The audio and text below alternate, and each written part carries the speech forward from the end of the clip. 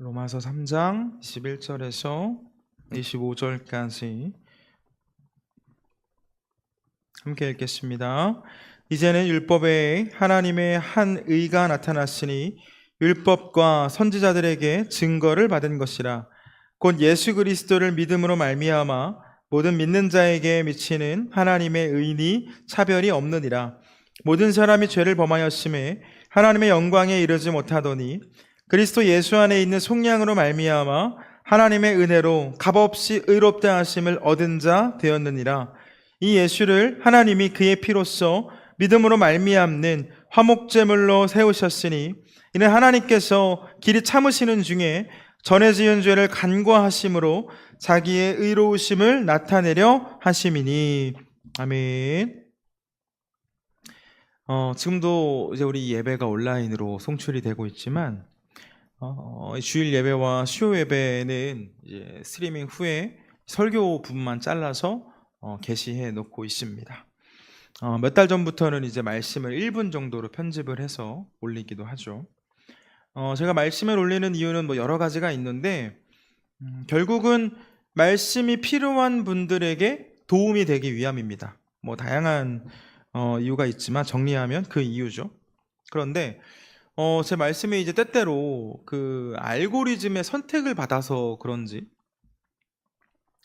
그러니까 저희 교회 유튜브나 인스타그램에 들어와서 제 영상을 클릭해서만 사람들이 보는 게 아니라 이 사람들은 보고 싶지 않았는데 그냥 제 영상이 떠서 보는 분들도 계신 것 같습니다. 이제 제 영상에 뭐 댓글들이 많이 달리지는 않지만 주로 아멘 뭐 이런 댓글들이 달리는데 때로는 인신 공격성 멘트나 아니면 제가 전하는 그 메시지에 반박하는 뭐 그런 댓글들도 달리기도 합니다. 그런 댓글을 다는 분들은 주로 이제 굳이 제 생각은 궁금해하지 않죠. 그래서 제가 그걸 또 알기 때문에 굳이 또 대댓글을 달면서 이렇게 소모적으로 논쟁을 하지는 않는데 1분짜리 영상에 좀 그런 댓글들이 달리면 좀 설교 정체 영상을 한번 보셨으면 좋겠다라는 생각이 들기도 합니다. 지난주에도 이제 올린 영상에 댓글이 하나 달렸는데요. 오늘 여러분들과 나눌 이 메시지가 그 댓글에 대한 답이 될 것 같아서 제가 거기다가 돌아오는 수요 예배 온라인으로 좀 함께 드려보시죠 라고 달고 싶었는데 달지는 않았습니다. 댓글이 다 달렸는데요. 뭐 요약하면 이렇습니다. 저한테 이제 말하는 거죠. 제가 이제 죄사함에 대한 말씀을 1분으로 좀 잘라서 올리니까 왜 죄가 없다고 말합니까? 예수님께서 죄값을 치르셨으니 우리는 그 죄값을 갚아야 됩니다. 죄가 없다고 말하는 것이 아니라 자기 십자가를 져야 됩니다. 정죄를 피하지 마십시오. 뭐 이런 식으로 이렇게 올렸더라고요. 여러분이라면 어떻게 대답하시겠습니까? 저와 함께 지난 23주간, 오늘 이제 24주째인데 23주간 우리 교리 공부를 했잖아요. 교리를 통해 성경을 체계적으로 공부하고 있는데 여러분들 어떤가요? 그 댓글이 뭐 꼭 틀린 말이라고 보기는 어렵습니다. 이 놀라운 은혜를 받은 우리는 그 은혜 기억하면서 자기 십자가를 지고 예수님 걸어가신 길 걸어가야 합니다. 구원받은 우리가 옛사람, 옛모습 그대로 살아서는 안 되겠죠. 우리는 하나님의 자녀가 되었으니 그 자녀된 삶을 살아야 합니다. 그런데 우리가 분명하게 알아야 될 사실은 구원은 우리의 의로, 우리의 노력으로, 우리의 선행으로 받은 게 아니죠. 우리는 구원받을 수 없는 존재였지만 예수님께서 피를 흘리심으로 우리에게 있는 더러움을 다 씻어주셨고, 그래서 예수님을 믿는 믿음으로 우리는 죄사함의 은혜를 받습니다. 하나님께서는 속죄받은 우리의 허물과 우리의 죄들 기억하지 않는다라고 말씀하셨고요, 그런 우리를 향해 내가 너희를 의롭게 여긴다라고도 말씀하셨죠. 그렇기 때문에 우리는 죄로부터, 그리고 죄책감으로부터 자유를 얻고 참된 기쁨을 누리며 살아갈 수가 있는 겁니다. 우리가 해방되었네, 나 구원받았네 라고 찬송할 수 있는 이유가 되기도 하죠. 사실 오늘 나눌 말씀은 우리 지난 수요예배 시간에도 나누었던 말씀인데 조금 더 연결해서 이어서 살펴보려고 합니다. 우리가 이 사도신경을 오랫동안 살펴보았는데 그 사도신경의 내용을 우리의 입술로, 우리의 믿음으로 고백할 때 우리 삶에 어떠한 유익이 함께하는지 살펴보도록 하겠습니다. 자, 우리 오늘의 요리문도 한번 볼게요. 세 가지 물음과 답인데요. 같이 읽겠습니다. 시작. 이런 모든 내용을 믿을 때 당신에게 어떤 유익이 있습니까? 여기서 모든 내용은 지금까지 살펴봤었던 그 사도신경에 대한 내용입니다. 같이 읽습니다. 나는 믿음으로 말미암아 하나님 앞에서 의로운 자가 되고 영원한 생명을 상속받게 됩니다. 아멘. 다음 것 읽습니다. 당신은 어떻게 하나님 앞에 의롭게 됩니까? 오직 예수 그리스도에 대한 참된 믿음으로만 됩니다.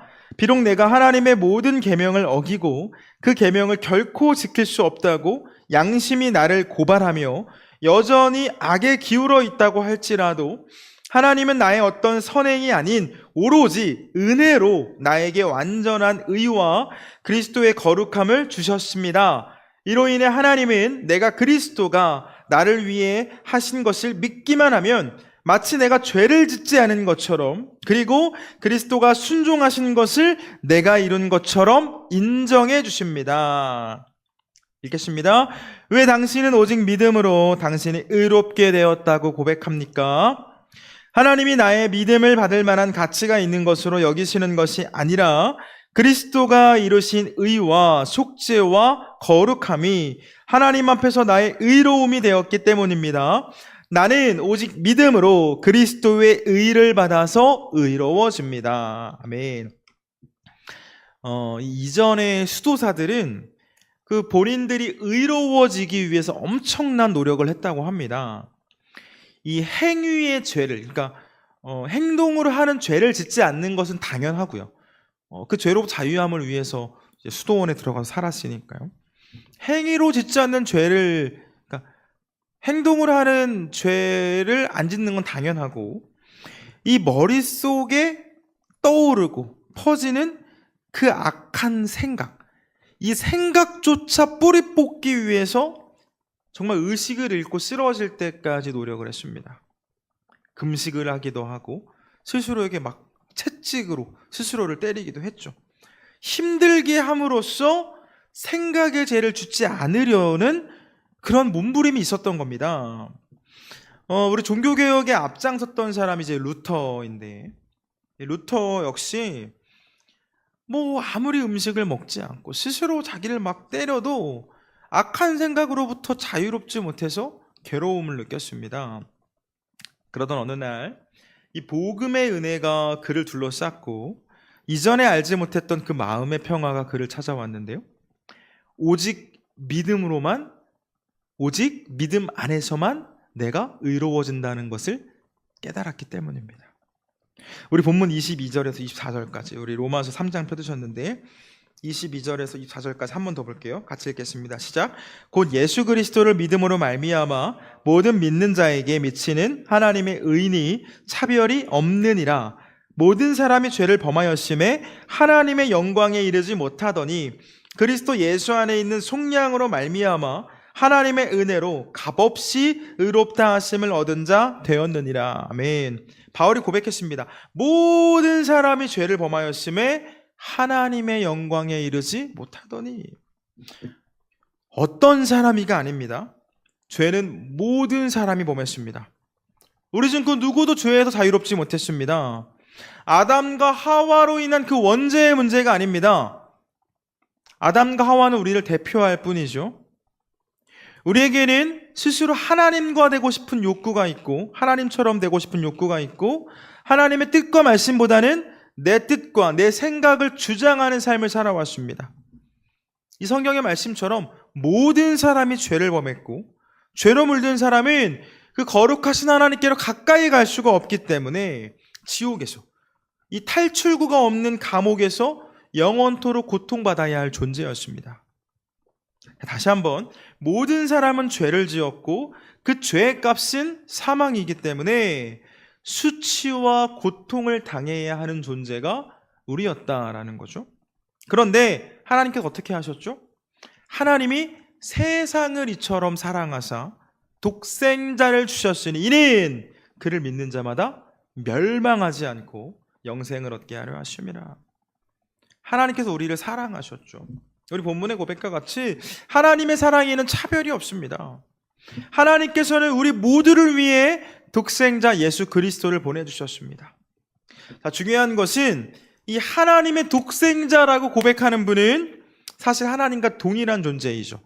우리 삼위일체 하나님에 대한 파트를 살펴볼 때 제가 이 부분 여러 번 말씀드렸는데, 얼마 전에 저희 교회 인스타그램으로 DM이 왔더라고요.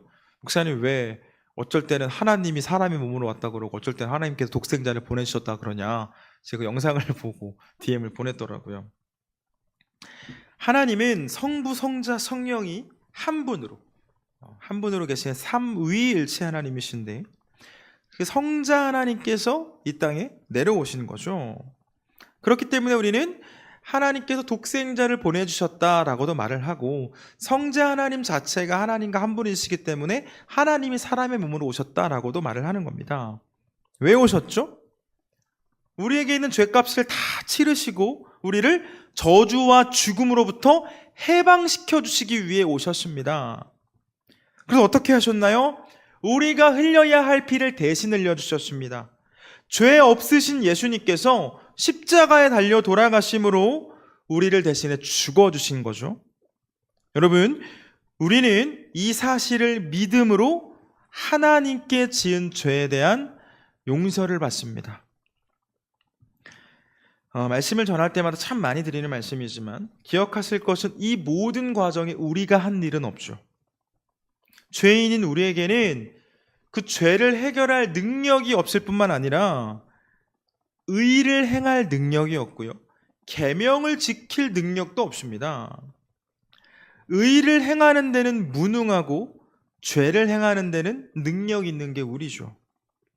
그러면서도 이 마음속에 양심이 우리를 끊임없이 고발하죠. 너 하나님 말씀 알고 있으면서 하나님의 자녀라고 하면서 그렇게 생각해도 돼? 그렇게 행동해도 돼? 죄책감을 느끼고 마음의 평안함을 다 빼앗아갑니다. 이 죄책감의 무게는 말씀을 알면 알수록, 율법을 알면 알수록 더 무겁게 느껴지는 것 같습니다. 그러니까 내가 말씀을 안 보고 살면 사실 죄책감도 별로 없는데, 말씀을 보고 살려니 죄책감이 나를 힘들게 하는 거죠. 하나님께서도 모르시지 않습니다. 이 죄의 문제에서 우리는 아무것도 할 수 없다는 것을 우리 하나님 아셨고, 그래서 하나님이 다 하셨죠. 하나부터 열까지 하나님이 다 하셨습니다. 우리가 의로워서 어떤 의로운 행위를 해서 하나님이 행동하신 게 아니라 하나님께서 우리를 의롭다고 선언하셨기 때문에, 하나님께서 우리를 의롭다고 여기셨기 때문에 우리가 의로워진 겁니다. 하나님께서 우리에게 주신 선물, 곧 은혜이고요, 우리가 할 일은 믿음으로 그 은혜를 받아서 누리는 일입니다. 우리 본문 24절 말씀 다시 볼까요? 24절 함께 읽겠습니다. 시작. 그리스도 예수 안에 있는 속량으로 말미암아 하나님의 은혜로 값없이 의롭다 하심을 얻은 자 되었느니라. 아멘. 그리스도 예수 안에 있는 속량으로 말미암아, 속량, 예수님께서 그 죄에서 종노릇하다가 죽어가는 우리를 당신의 핏값으로 사셨습니다. 그 후에 우리에게 자유를 주셨죠. 주님께서는 우리에게 어떠한 조건 없이 은혜를 베푸셨고, 당연히 우리는 이 은혜를 값없이 받아 누립니다. 그렇다면 여러분, 죄를 용서받은 우리의 삶은 어떤 삶이어야 될까요? 우리 어떤 삶을 살아야 합니까? 혹시 성도라고 말하는 우리의 삶이 하나님의 은혜를 좀 가치 없는 혹은 값싼 은혜로 바꾸어 놓지는 않았나요? 영어 단어를 보면 이 less라는 단어를 붙여서 무엇이 없는 이라는 뜻을 갖는 단어를 만들기도 합니다. 가치라는 뜻을 갖고 있는 value에 단어 less를 붙여서 valueless라는 단어가 있고요, 값이라는 단어 뜻을 가진 단어가 price인데, 이 단어에 less를 붙여서 priceless라는 단어가 있습니다. 여러분, 가치와 값 비슷한 느낌이죠. 가치와 값. 그런데 이 뒤에 레스를 붙이면 의미가 너무나 달라집니다. valueless는 가치 없는 이라는 뜻을 갖고 있고요. priceless는 값이 없는, 값이 없는. 근데 값이 없는은 이렇게도 바꿀 수 있습니다. 값을 매길 수 없는 이라는 뜻을 갖고 있습니다. 자, 한 단어는 말 그대로 가치가 없다라는 의미이고요. 다른 단어는 값으로 매길 수 없을 정도로 귀중한 단어인 거죠. 너무 귀중해서 값을 매길 수가 없다라는 뜻입니다. 여러분, 우리가 받은 은혜는 값을 매길 수 없는 은혜이죠. 예수님의 그 핏값을 어떻게 책정할 수 있겠습니까? 우리는 값을 매길 수 없는 은혜를 값 없이 받았습니다. 어떠한 조건 없이, 대가 없이, 공로 없이 받은 거죠. 오해하지 말 것은 우리의 믿음은 우리의 공로가 아닙니다. 우리 추석에 혹시 선물을 좀 주고 받으셨는지 모르겠는데, 누군가 나에게 선물을 줄 때는 손을 펴야 하죠. 손을 펴서 받아야 내 것이 됩니다. 이때 손을 펴는 행위를 우리의 공로라고 할 수 있습니까? 그럴 수는 없죠. 주는 것을 그냥 받는 행위입니다. 우리 교회 방문객들이 오시면 저희는 이제 주보에 따로 온라인 계좌를 써놓지는 않았는데 온라인 계좌번호를 물어보시는 분이 계십니다. 헌금을 하시겠다라는 거죠. 그럼 제가 이제 문자 메시지나 카카오톡으로 온라인 계좌번호를 보내드리는데 우리 교회 계좌번호를 보내드리는 게 공로인가요? 그건 아니죠. 우리 교회를 돕기 위해 주시는 그 헌금을 그냥 받는 행위입니다. 우리의 믿음이 우리의 공로는 아닙니다. 모든 것을 하나님이 하셨고 우리는 그냥 믿음으로 받는 겁니다. 어떠한 대가 없이, 곧 값 없이, 값을 매길 수 없는 은혜를 대가를 치르지 않고 받은 거죠. 자, 그런데 여러분, 우리가 어떤 삶을 살아가는지에 따라서 하나님의 그 값없는 은혜를 값싼 은혜로, 가치 없는 은혜로 바꿀 수도 있다는 것을 기억하셨으면 좋겠습니다. 우리가 예수 그리스도를 다시 한번 십자가에 못 박는 삶을 살아간다면, 우리로 인하여서 예수님의 이름이 정말 땅에 짓밟히는 그러한 모습들이 있다면 우리는 값비싼 은혜를 값싼 은혜로 바꾸는 거죠. 예수님과 우리의 시작은 달랐지만 우리는 하나님의 양자가 되었습니다. 자녀가 된 거죠. 그래서 우리는 예수님과 똑같은 상속자가 되었습니다. 하나님을 향해 아버지라고 부르고요. 영원한 하나님의 나라를 상속받게 되었습니다. 천국의 상속자가 되었으니 그 상속자의 삶을 살아야 하겠죠. 예전에 그 왕위를 물려받는 왕자들이 왕자의 삶을 살아야 했고요.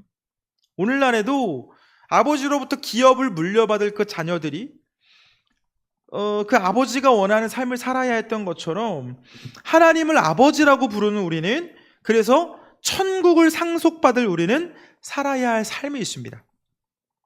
주님께서 우리에게 자기 십자가를 지고 따를 것을 말씀하셨는데요. 마태복음 16장 24절 제가 읽어드릴게요.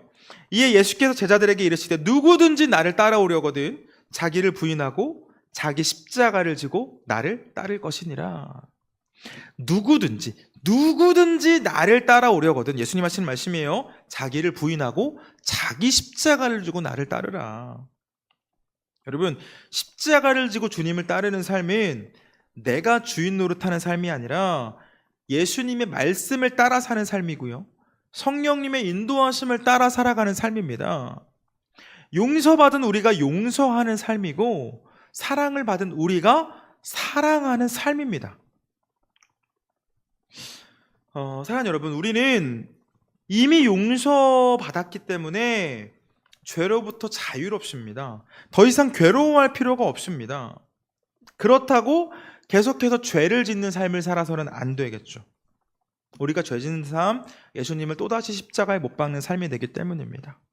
우리는 우리가 받은 은혜를 기억하며 그 은혜에 감사하는 삶을 살아야 하고요, 용서하고 사랑하고 선택의 순간마다 주님을 따르는 선택을 할 때 우리는 하나님의 자녀된 삶을 살게 됩니다. 그래서 바라기는 이곳에 있는 우리 모두 정말 값없이 받은 은혜에 감사하며 죄로부터, 특별히 죄책감으로부터 자유로운 삶을 살아가게 되길 주님의 이름으로 축원합니다.